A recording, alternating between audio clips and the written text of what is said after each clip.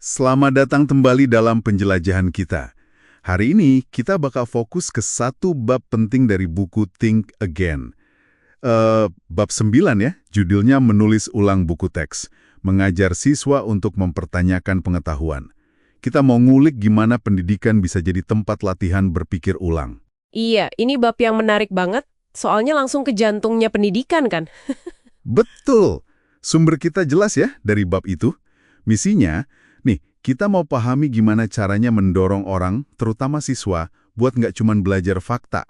Tapi juga mempertanyakan fakta itu, mikirin ulang gitu ya. Persis, apalagi dalam konteks kelas.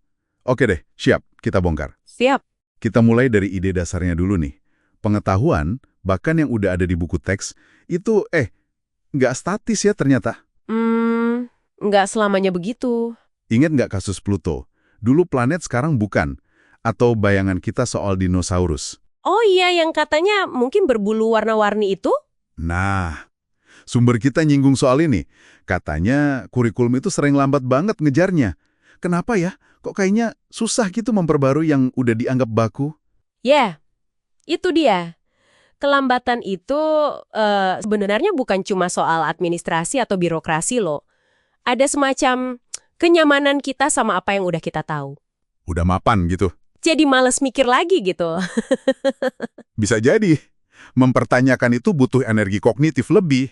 Jadi ini bukan cuma nambahin fakta baru, tapi lebih ke membangun kesadaran kalau, iya, pengetahuan itu dinamis, bisa berubah, dan penting ngerti gimana kita bisa tahu sesuatu.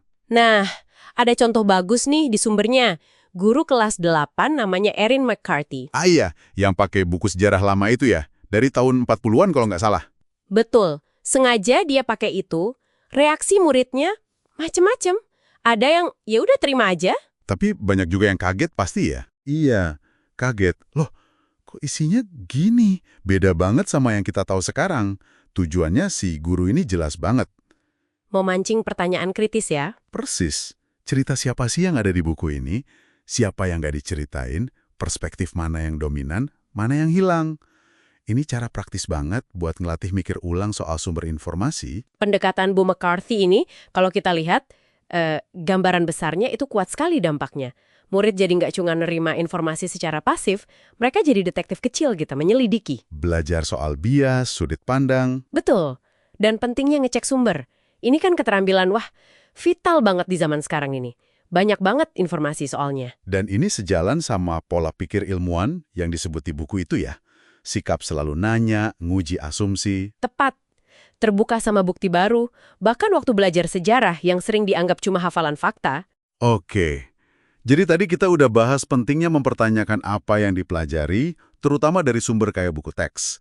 Nah, sumber kita ini juga bahas soal gimana cara belajar yang paling efektif buat numbuhin kemampuan berpikir ulang ini. Iya, nah ini masuk ke kontras antara metode ceramah sama pembelajaran aktif. Yang katanya ceramah itu gimana? Ada studi menarik tuh yang dikutip. Katanya, murid seringkali merasa lebih paham waktu dengerin ceramah yang bagus, yang rapi gitu. Masuk akal sih, kayak gampang dicerna gitu ya. Nah ini tapinya, pas diuji pemahamannya, ternyata mereka yang terlibat aktif diskusi, mecahin masalah bareng, itu belajarnya lebih dalam. Wah, unik ya. Jadi rasanya kita dapat ilmunya pas dengerin, tapi nyatanya nggak sedalam kalau kita ikut ngoprek sendiri. Kenapa bisa gitu ya? Fenomena ini kadang disebut efek terpana gitu, dumbstruck effect. Pembelajaran aktif itu kan maksa kita buat, bergulat sama materinya. Mencoba, mempertanyakan, kadang salah. Ada gesekan kognitifnya. Proses berjuangnya itu ya yang bikin nempel. Betul. Justru perjuangan itu kuncinya buat pemahaman mendalam dan ngelatih otak buat mikir ulang. Sumber kita bilang ceramah itu bukannya jelek loh ya. Tetap ada gunanya. Iya, tapi jangan sampai mendominasi.